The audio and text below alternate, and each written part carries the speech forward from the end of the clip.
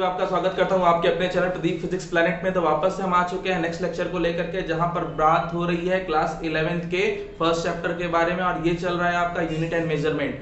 और आज हम लोग डिस्कस करने वाले हैं सेकंड पार्ट पर, और ये होने वाला है आपका लास्ट लेक्चर के आगे। तो जो लोगों ने पहला लेक्चर नहीं देखा है वो फटाफट से जाकर के उसको कंप्लीट कर लेंगे। तो मैं बता दूं बच्चों कि हम लोगों ने लास्ट टाइम देखा था फंडामेंटल क्वांटिटीज के कुछ यूनिट्स, और आज हम लोग देखेंगे units of derived quantities, right. तो आइए फटाफट देखते हैं अदर यूनिट्स में डिराइव्ड यूनिट्स। अभी डिराइव्ड यूनिट्स कौन कौन से हैं आपको बताया ही गया था कि वो सारे टर्म्स जिसको हम लोग फंडामेंटल टर्म्स से ब्रेक कर सकते हैं, फंडामेंटल टर्म्स से बने होते हैं, उसको हम डिराइव्ड क्वांटिटीज कहते थे, उसकी यूनिट को डिराइव्ड यूनिट कहेंगे।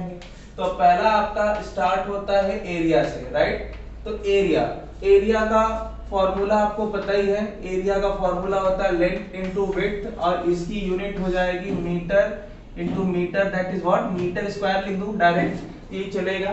सिंपली अगर मैं बात करूं एरिया के और भी यूनिट्स होते हैं, वैसे मैं बता दूं सिर्फ एरिया के इतने यूनिट से काम नहीं चलेगा, और भी तो उसको मैं लास्ट में क्लियर करने वाला हूं। आगे बढ़े बच्चों। तो नेक्स्ट आपका है स्पीड, राइट। स्पीड, ये स्पीड का क्या होता है? तो स्पीड का फॉर्मूला होता है आपका distance upon time, right. Distance upon time को आप कैसे मेंशन कर सकते हो? Metre upon second, that is what metre s-1, कुछ इस तरीके से सिंबलाइज करते हैं, याद रखिएगा। इस तरीके को भी हम साइंटिफिक पैटर्न में लिखने वाले हैं आगे। इसके बाद आपका आता है वॉल्यूम, भी लिख सकते हो बच्चों। वॉल्यूम इज इक्वल टू होता है area into length, right. Area into length या एरिया इनटू हाइट लिख सकते हो, हाइट लिख लो। और यहां पर आप लिख सकते हो क्या? Metre square into metre square metre cube, right. Directly आपने लिख दिया। इसके अलावा आप क्या लिख सकते हो? एक्सेलरेशन का फॉर्मूला क्या होता है? तो speed upon time, right. Speed upon time या वेलोसिटी अपॉन टाइम, इसको आप क्या लिख सकते हो? For metre per second upon second, that is metre per second square, right. कुछ इस तरीके से मेंशन कर सकते हैं। सिंपली इसका कोई लिमिट तो है नहीं, और भी कुछ लिख सकते हो। तो आपको अगर डेंसिटी लर्न हो, डेंसिटी भी लिख सकते हो।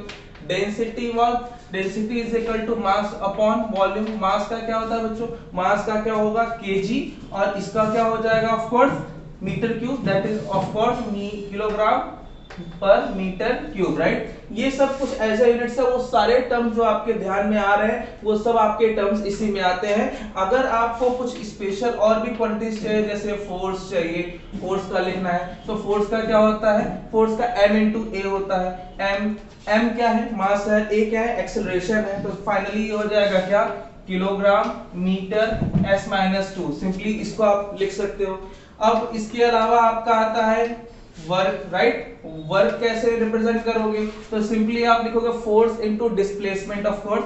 तो m इनटू a ये हो गया फोर्स का, और साथ में डिस्प्लेसमेंट ये हो गया s का, और फाइनली हो जाएगा kilogram metre square s-2, right. तो ये हो गया आपका। इसके अलावा कुछ और भी यूनिट्स में आपको दिखा दूं जो कि आपको जानना ही चाहिए, जैसे कि एरिया का सिंपली केवल यही यूनिट नहीं होता। हाँ, ये ऐसा ही यूनिट जरूर है, लेकिन सिर्फ यही यूनिट नहीं होते, और भी होते हैं। जैसे फॉर एग्जांपल अगर इसकी अच्छे खासे यूनिट के बारे में बात करूं, तो इसकी अच्छे खासे यूनिट्स में एक यूनिट होती है एयर, राइट।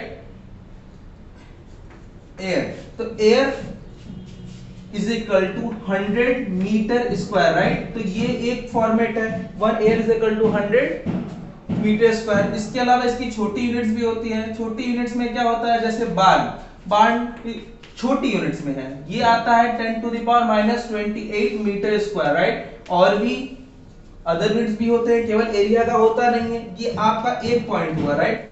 अदर यूनिट्स में एक और आप लिखिए। वैसे आपको फोर्स के बारे में तो इंफॉर्मेशन होगी, और फोर्स की यूनिट क्या होती है? तो फोर्स की यूनिट आप देख ही लो, किलोग्राम मीटर पर सेकंड स्क्वायर। इसको हम और क्या कहते हैं? ऑफ कोर्स न्यूटन कहते हैं, राइट। न्यूटन ऐसा ही यूनिट है, बट अगर मैं आपको सीजीएस यूनिट में पूछूं तो 1 न्यूटन को अगर मैं चेंज करने की कोशिश करूं, तो 1 न्यूटन इज इक्वल टू होता है 10 to the power 5 dyne, dyne जो कि आपका किसमें है, सीजीएस में है, राइट। तो सीजीएस सिस्टम में डाइन और एमकेएस सिस्टम में आप देख ही पा रहे हो, ऑफ कोर्स एमकेएस है, एसआई सिस्टम में आप न्यूटन लिखने वाले हो। इसके अलावा भी यूनिट्स जैसे और भी कुछ लिखना है तो और क्या होंगे, इसको इरेज कर दिया जाए यहां से थोड़ा सा ताकि आप देख सकें। यहां पर एक और अगर मैं वर्क के बारे में बात करूं तो वर्क क्वांटिटी है जिसकी यूनिट क्या होती है, ऑफ कोर्स जूल होती है। तो 1 जूल जो है वो एसआई यूनिट है और एसआई यूनिट को सीजीएस में चेंज करेंगे तो 10 टू द पावर 7 अर्ग लिखा जाता है, राइट। ये एक यूनिट होगी। इसके अलावा आप प्रेशर का लिख सकते हो। प्रेशर का फॉर्मूला लर्न होगा आपको। प्रेशर का formula P is equal to F by A, that is what, newton per metre square, या फिर इसको पास्कल कहा जाता है बच्चों, पास्कल। ये दोनों आपके एसआई यूनिट है, पास्कल और Newton per metre square. Basically pascal ज्यादा स्टैंडर्ड होता है। अब मैं आपसे पूछूं कि प्रेशर यूनिट क्या है तो पास्कल बोल लोगे, लेकिन आप और भी यूनिट्स जानते रहो जैसे ATM, ATM for atmospheric pressure, और 1 atmospheric pressure is equal to 1.01 into 10 to the power 5 pascal, right. ये हो गया। इसके अलावा आपको कुछ मैं होमवर्क दे रहा हूं जैसे 1 टॉर्क, 1 बार, ये आप फिलहाल के लिए खोज के होमवर्क कंप्लीट करोगे। 1 टॉर्क की वैल्यू पास्कल के कितने इक्विवेलेंट होगी, 1 बार की वैल्यू कितने इक्विवेलेंट होगी, ये आपका टास्क है, कंप्लीट करेंगे, राइट। तो यहां पर हमने कुछ यूनिट्स जाने, ऐसे बहुत सारे होंगे, ये कुछ इंपॉर्टेंट यूनिट्स थे डिराइव्ड क्वांटिटीज के। आगे बात करेंगे ऑर्डर ऑफ मैग्नीट्यूड, आइए देखते हैं।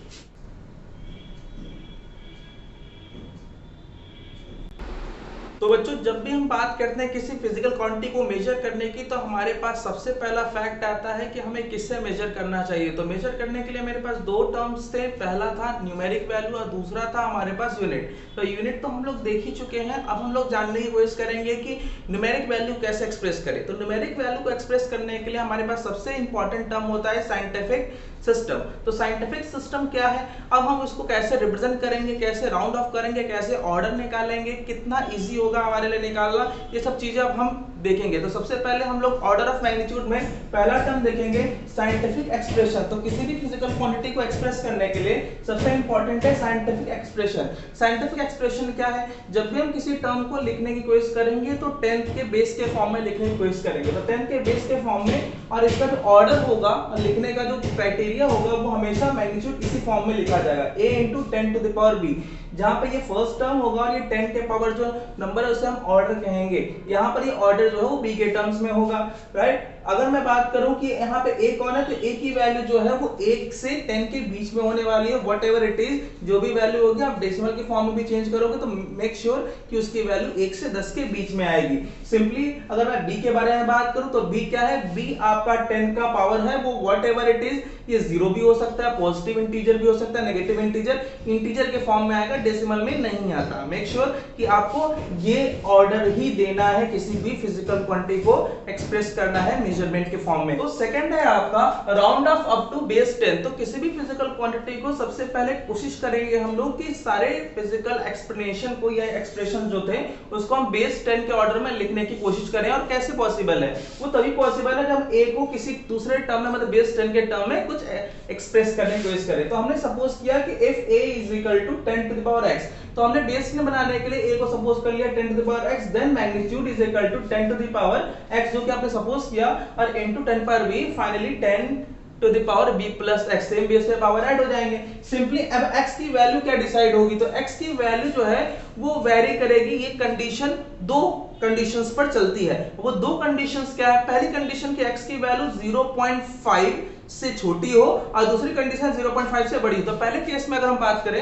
x की वैल्यू 0.5 से छोटी हो, तो ऐसे केस में आपकी जो वैल्यू है 10 to the power x into 10 power 5, ये अप्रोक्सीमेट हो जाएगा b plus x की जगह पे 0 आप सपोज करोगे।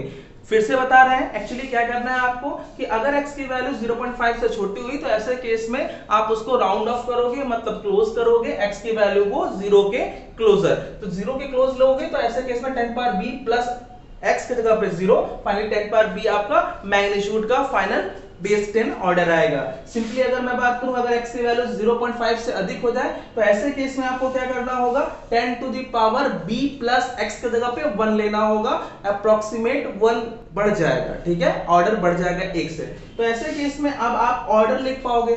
ये एक्चुअली 0.5 जो है इसको हम दूसरे फंडामेंटल फैक्टर में भी एक्सप्रेस कर सकते हैं, ठीक है। तो अदर टर्म्स में अगर मुझे इसको एक्सप्रेस करना होगा कि कैसे हम डिसाइड करेंगे कि ये वैल्यू जो है 10 पावर x जो है वो हमें कब 0.5 मिलेगा, कब 0.5 से छोटी मिलेगी, तो आइए चेक करने के लिए थोड़ा सा हम आपको सहूलियत देते हैं। एक्चुअली जब 10 टू द पावर आप 0.5 का क्राइटेरिया लेते हो 0.5, तो 0.5 को आप लिखते हो 10 पावर 1/2 और 10 पावर 1/2 को √10 लिखा जाता है और ये मिलेगा आपको 3.16। सॉल्व करोगे तो आपको ये मिलेगा। मतलब ये क्राइटेरिया हो गया कि अगर ये वैल्यू a की वैल्यू, एक्चुअली ये पूरी a है, तो अगर a की वैल्यू जो है वो 0. ये जो आपको 3.16 है, ये 3.16 से बड़ी हुई, अगर a की वैल्यू 3.16 से बड़ी हुई तो ऐसे केस में आपको क्या करना है, ये जो वैल्यू होगी, ये ऑर्डर वाली value 10 to the power b plus 1 होगी। सिंपली यही वाला केस फॉलो होगा, राइट। जब 3.16 से बड़ी होगी मतलब यही हुआ ना कि 10 टू द पावर 0.5 जो है वो ऑफ कोर्स बड़ा हुआ, और अगर ये 3.16 की वैल्यू से छोटी हुई, ये वाली वैल्यू मतलब a छोटा है 3.16 से, तो ऐसे केस में आपकी जो b प्लस x में x की वैल्यू होगी वो 0 होगी, तब आपका जो बेस 10 ऑर्डर होगा वो सिंपली हो जाएगा b, राइट। तो ये क्राइटेरिया आपको ध्यान में रखना होगा। सिंपली आपको कुछ नहीं करना है, ये इसका कीवर्ड है और इस कीवर्ड को फॉलो करना है। 3.16 से अगर a की वैल्यू बड़ी हुई तो आपका टोटल जो मैग्नीट्यूड है वो 1 से इंक्रीज होगा, और अगर जो आपका 3.16 से वैल्यू a की छोटी हुई तो ऐसे केस में आपका जो बेस 10 ऑर्डर होगा वो एग्जैक्टली सेम रहेगा, उसमें कोई चेंज नहीं होगा। ये कंडीशन क्लियर हो गई। एग्जांपल के लिए मैं आपको कुछ एग्जांपल दिखाता हूं, याद रखिएगा इस टॉपिक के नीचे एग्जांपल करेंगे, तो एग्जांपल मैं यहां दिखा रहा हूं लेकिन आपको करना कहां है, इस टॉपिक के नीचे। फॉर एग्जांपल अगर मैं आपसे बोलूं 9.6 into 10 to the power minus 5, और अगर आपको चेंज करना है 3.25 into 10 to the power 11, इसको राउंड ऑफ करना है। तो एक्चुअली राउंड ऑफ कैसे करोगे, तो सिंपली थोड़ा फोकस करिएगा। 9.6 जो कि a की वैल्यू, और a की वैल्यू अगर 3.16 से बड़ी है तो आपकी ये वाली वैल्यू में एक ऐड हो जाएगा, तो फाइनली जो आपको मिलेगा वो 10 to the power minus 5 plus 1, और यहां पर आप सिंपली 3.25 into 10 पावर 11, ये भी 3.16 से बड़ा है, ऐसे केस में आप इसे लिखोगे 10 पावर 11 प्लस 1। एक आपको एग्जांपल मैं और देना चाहूंगा, ये भी देख लीजिए। अगर कोई वैल्यू आपकी कुछ इस तरीके से हुई, जैसे मान लीजिए 1.6 into 10 to the power minus 6, इसको कैसे लिखोगे, तो 1.6 जो कि 3.16 ऑफ कोर्स छोटा है, तो ऐसे केस में आप एग्जैक्टली इसको बेस 10 के ऑर्डर में ऐसे ही छोड़ दोगे। तो ये लिखने का तरीका होगा। बात समझ में आ गई? आगे बढ़े। अब किसी भी टर्म को कोशिश करेंगे कि आप ऑर्डर में एक्सप्रेस करने की कोशिश करें। ऑर्डर में एक्सप्रेस करने का मतलब इसको हम लोग ऑर्डर वैल्यू निकालने की कोशिश करेंगे। जैसे आप बेस 10 में तो बदल लोगे, अब बेस 10 में बदलने के बाद मैं आपसे ऑर्डर वैल्यू पूछूं तो क्या होगा, सिंपली आप किसी भी 10 टू द पावर जो फाइनल वैल्यू आएगी, मैग्नीट्यूड जो आएगा, ये मैग्नीट्यूड आएगा, ये मैग्नीट्यूड का जो फाइनल वैल्यू, ये वाली वैल्यू होगी, यही आपका फाइनल ऑर्डर होगा। जैसे फॉर एग्जांपल मैं आपसे पूछूं कि इस वाले क्वेश्चन में इस पूरे मैग्नीट्यूड का ऑर्डर क्या होगा, तो इसका ऑर्डर 10 पावर माइनस 5 बिल्कुल नहीं होगा, मतलब माइनस 5 नहीं है, इसका ऑर्डर होगा एग्जैक्टली -5 + 1 दैट इज -4, ये इसका ऑर्डर है, राइट। तो -4 पहले वाले क्वेश्चन का ऑर्डर है। अगर मैं दूसरे वाले क्वेश्चन में पूछूं तो यहां पर ऑर्डर क्या होगा, 11 + 1, 11 बिल्कुल नहीं है, 11 + 1 12 इसका ऑर्डर होगा। सिंपली अगर मैं थर्ड क्वेश्चन में बात करूं तो थर्ड क्वेश्चन में ऑर्डर -6 होगा। तो इस तरह किसी भी क्वेश्चन का आप ऑर्डर निकाल सकते हो, राइट। यहां पर अब बात करेंगे फोर्थ क्वेश्चन, मतलब फोर्थ पार्ट की। तो फोर्थ पार्ट में हमें अक्सर किसी वैल्यूज को कंपेयर करना होता है, फिजिकल क्वांटिटीज को कंपेयर करके बताना होगा कि पहली पहली वाली वैल्यू दूसरे से ऑर्डर में कितनी बड़ी है कितनी छोटी है, इससे ये चीजें थोड़ी इजी हो जाती हैं। तो आई होप आपको थर्ड वाला तो क्लियर हो गया है। नेक्स्ट में हम चलेंगे कंपेयर करना। कंपेयर करने के लिए हमने एक एग्जांपल ले रखा है। एग्जांपल कैसे, comparison of two order of magnitude, इससे चीजों को कंपेयर करेंगे बेस 10 के रिस्पेक्ट में। पर्सन ऑफ हाइट दे रखा है 1.9 मीटर, यहां पर चाइल्ड की हाइट दे रखा है 1.2 मीटर, राइट, और एंट कोई एक एंट है जिसकी हाइट दे रखा है 0.9। तो हमें पता करना है कि पर्सन की हाइट एग्जैक्टली 0.9 मीटर मतलब एंड की हाइट से एज रिस्पेक्ट कितना बड़ा है ऑर्डर के टर्म्स में बताइए। तो कुछ करना ही नहीं है बच्चों, आपको सिंपली ध्यान ये रखना है कि ये जो वैल्यूज है ये वैल्यूज को हम सबसे पहले स्टैंडर्ड फॉर्म में चेंज कर लें। तो कोशिश करिए, चलिए इसको हम यहीं पर सॉल्व कर देते हैं। एक्चुअली मैं इसके नीचे ना करके यहाँ पे कर रहा हूँ, उसको थोड़ा समझिएगा।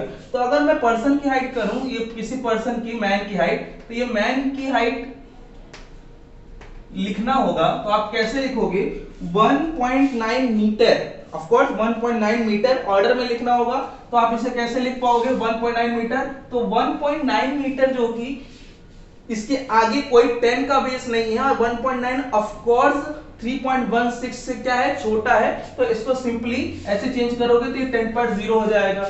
अगर मैं चाइल्ड की बात करूं तो चाइल्ड का क्या हो जाएगा, चाइल्ड की हाइट भी यही होने वाली है 10 to the power 0 of course. और मैं एंट की बात करूं तो एंट को अगर मुझे एक्सप्रेस करना होगा तो एंट को लिखने के लिए हम क्या करेंगे 0.9 mm को चेंज करना है। तो mm को चेंज करने के लिए क्या करोगे आप 10 to the power -3 metre, right. तो mm की वैल्यू एक्चुअली मीटर में जाओगे तो आपको 10 पावर -3 लिखना होता है। अब 0.9 जो कि 1.6 से ऑफ कोर्स छोटा है, तो ऐसे केस में आपकी जो इसका एंड का जो ऑर्डर आएगा वो आएगा 10 to the power -3 metre, right. ये कुछ इस तरीके से एंट का आ गया। अगर आपसे पूछा जाए कि मैन की हाइट एग्जैक्टली एंट के रिस्पेक्ट में कितनी बड़ी है, तो आप कर सकते हो सिंपली मैन अपॉन एंट कर दोगे तो मैन की वैल्यू 10.0 और एंट की वैल्यू 10 पावर -3 और ये हो जाएगा आपका 10 टू द पावर 3। तो ये 10 टू पावर 3 टाइम्स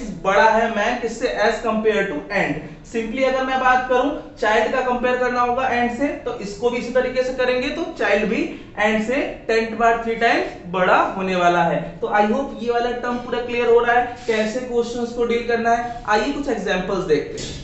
तो बच्चों हमारे पास बहुत ही इंटरेस्टिंग सा क्वेश्चन सामने है और इस क्वेश्चन को हम अपने इसी कॉन्सेप्ट के बेसिस पर करने वाले हैं। क्वेश्चन पहले सुनते हैं क्या है question. There is a question, if a man occupies space 80 centimetre by 80 centimetre, find the order of number of persons in square area of side 90 metre, right. तो यहां पर आपको क्वेश्चन कुछ क्या कह रहा है कि पहले समझ करके आगे बढ़िए। तो समझना क्या है इसमें कि एक पर्सन का जो पर पर्सन की एरिया है ऑक्यूपाई एरिया वह 80 सेंटीमीटर है बाय 80 सेंटीमीटर, राइट, पर पर्सन। तो पर पर्सन की कहानी पता है और हर पर्सन किस में खड़ा होने वाला है, किसी स्क्वायर रीजन पे खड़ा होने वाला है। स्क्वायर रीजन है, इस स्क्वायर रीजन का जो साइड है वो 90 मीटर दे रखा है और आपको पर पर्सन का पता है और आपको पूछा गया है कि कितने पर्सन यहाँ पर खड़े हो सकते हैं। यही ना पूछा गया है कि कितने ऑर्डर में खड़े होंगे। ऑर्डर एक्चुअली आपसे फाइनल बी की वैल्यू पूछी गई है जो फाइनल में आती है। तो पहले कोशिश करिए कि पर पर्सन को मीटर में चेंज कर लीजिए, मीटर में चेंज करके बताइएगा कितना आएगा। मीटर स्क्वायर में चेंज करना होगा तो ध्यान दीजिएगा कैसे चेंज करोगे। पहले तो ये आप मल्टीप्लाई कर लोगे तो 6400 ये हो गया सेंटीमीटर स्क्वायर। मीटर में चेंज करने के लिए 6400 इंटू 10 टू द पावर, एक सेंटीमीटर के लिए -2 और दो बारी है तो आप क्या करोगे -4 हो जाएगा, मीटर स्क्वायर हो गया, राइट। अब इसको आप चेंज करने की कोशिश करोगे तो होगा 6.4 इंटू 10 टू द पावर 123, तो 10 टू द पावर 3 और ये -4 -1 हुआ, राइट। अब फाइनली इसको आप चेक करो, ये 3.16 से बड़ा है तो 3.16 से बड़ा होगा तो आप 10 पावर 1 लिखोगे इसको और ये -1 और इसमें ऐड कर दोगे +1, ये 3.16 से बड़ा है इसलिए तो फाइनली 10 पावर 0 आ गया, इसका ऑर्डर आ गया, ठीक है, मीटर स्क्वायर में। सिंपली अगर आप किसी रीजन का निकालोगे, ठीक है, फील्ड का, तो फील्ड का एरिया आपको पहले से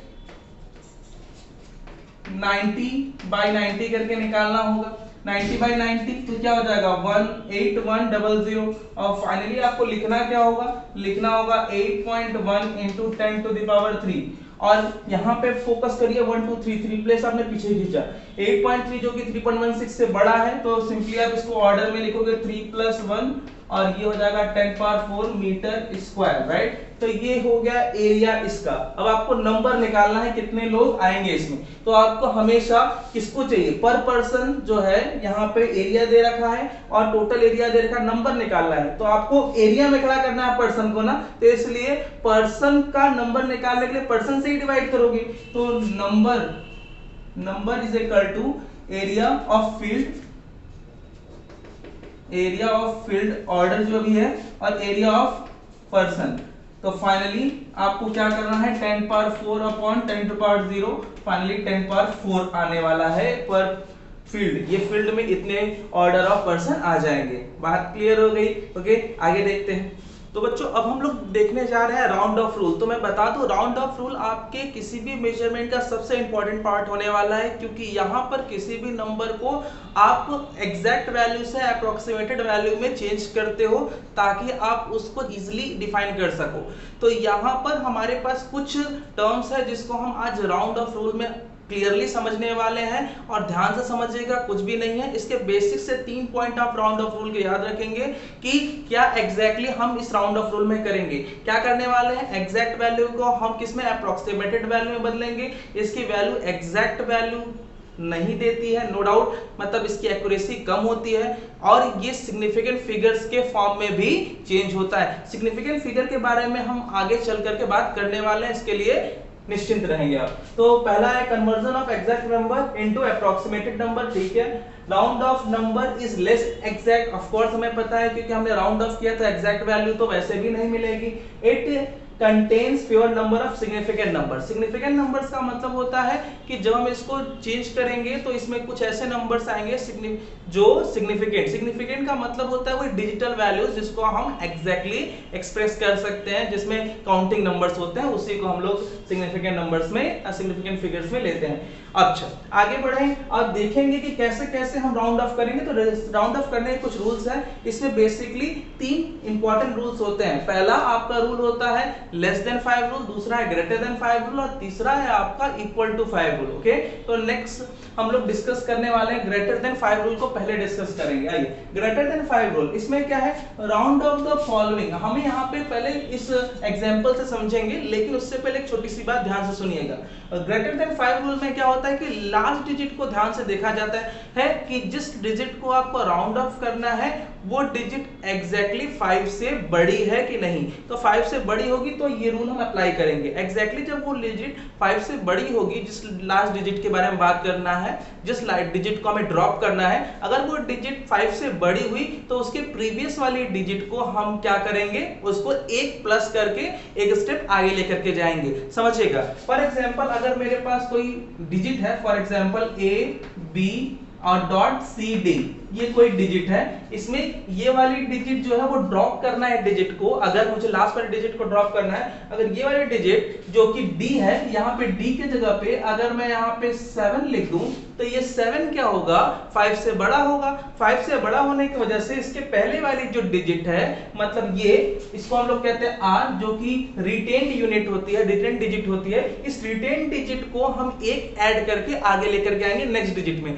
और इस पूरे फैक्ट को या पूरे टर्म को हम कहेंगे नेक्स्ट डिजिट या राउंड ऑफ डिजिट। ओके तो नेक्स्ट आइए एग्जांपल से समझते हैं। Round off the following to first decimal और थर्ड डिजिट। इसमें आपसे बता दिया गया है कि आपको डेसिमल के बाद वाले टर्म को क्या करना है, राउंड ऑफ करना है, मतलब उसको बचा के रखना है।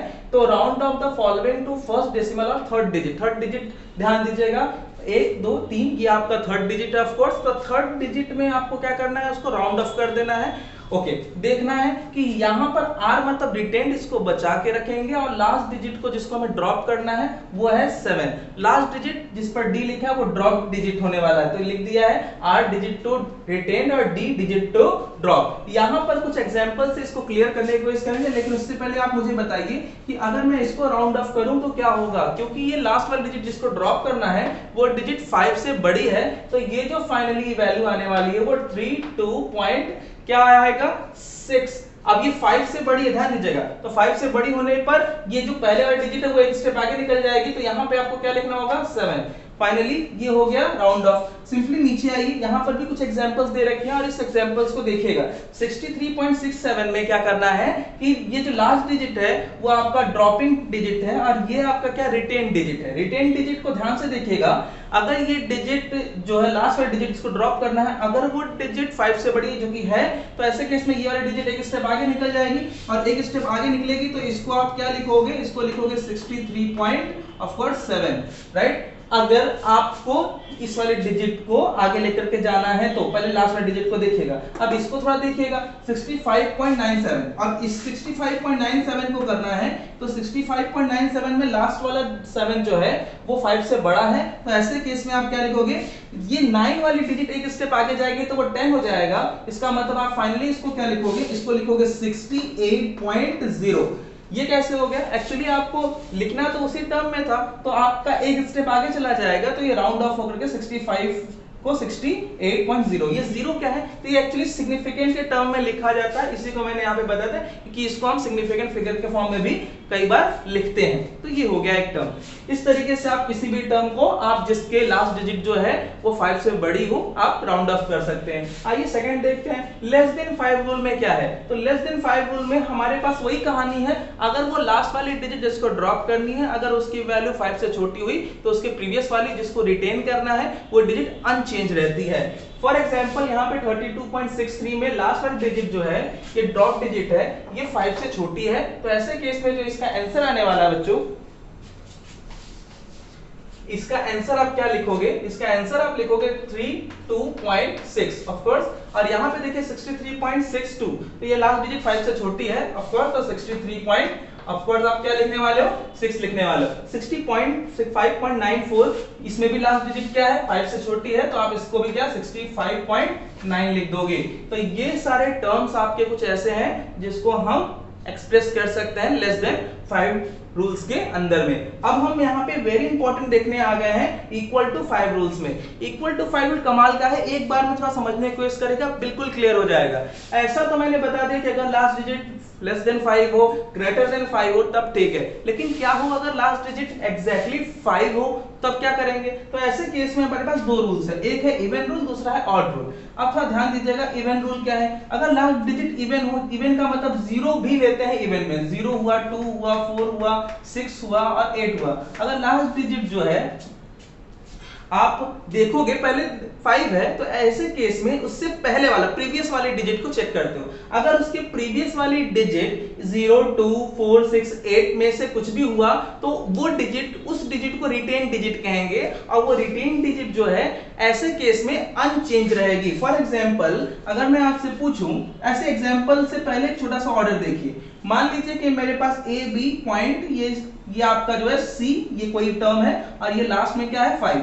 अगर ये सी इनमें से कुछ भी हुआ ऐसा, तो ऐसे केस में आपका जो ये टर्म राउंड ऑफ होगा वो हो जाएगा ए बी डॉट सी रह जाएगा, कोई दिक्कत नहीं है। समझ में आ गया, ये तो तरीका हो गया आपको समझने का, लेकिन आपको तो एग्जांपल से क्लियर करना है। तो एग्जांपल के लिए मान लीजिए पहला एग्जांपल मैं आपको दिए देता हूं, 5.665।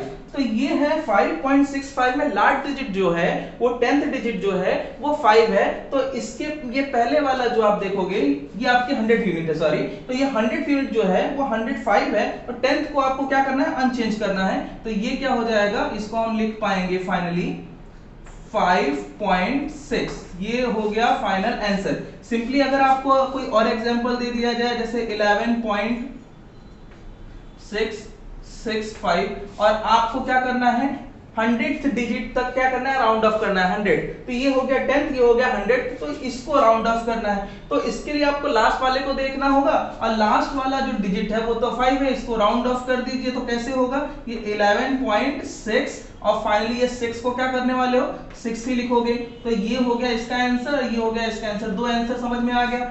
सिंपली इस रूल को हम कहते हैं आपका इवन रूल। इवन रूल में 0 भी आएगा तो भी ध्यान देंगे कैसे करना है। अगर मान लीजिए मैं इवन रूल के अंदर में ऐसे क्वेश्चंस रखूं, यहाँ पे अगर मैं 32.65 रख दूं तो इसका आंसर क्या होगा, तो यहाँ पे 32.565 में ये 6 जो है वो अनचेंज रहेगा, तो यहाँ पे 6 आ जाता। और सिंपली एक क्वेश्चन मैं आपको यहाँ पे और पूछ लूं कि 65.97 जो है वो 95 रहता तो क्या आंसर आता, तो 5 के बाद 9, यहाँ पे पहले 9 है, तो ऐसे केस में क्या करेंगे उसको हम यहां पर पहले समझ करके वापस से यहां पे आएंगे। आइए देखिए ऑड रूल, ऑड रूल में क्या होता है, वही 1 3 5 7 9 ऐसे कुछ हो।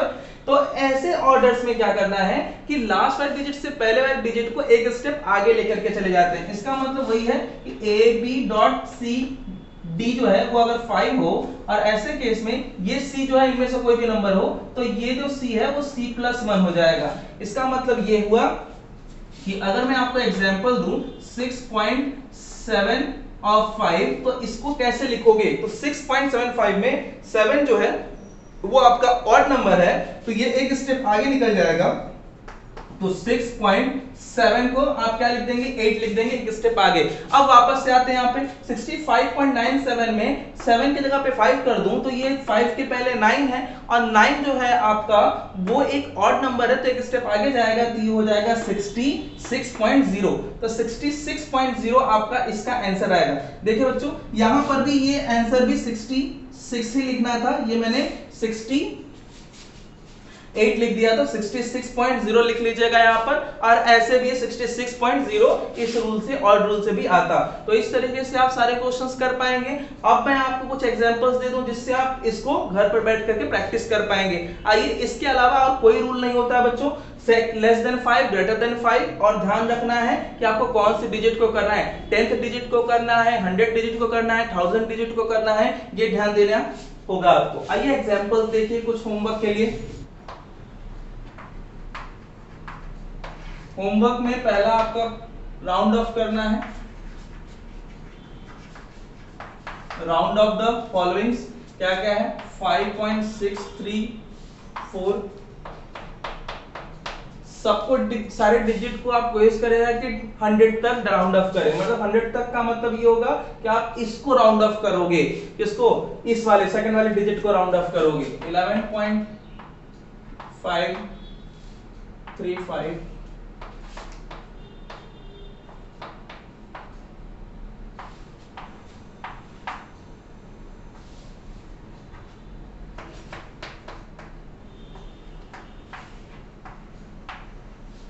ये हो गया। ये आपको किसमें करना है, 100 डिजिट तक, अप टू 100।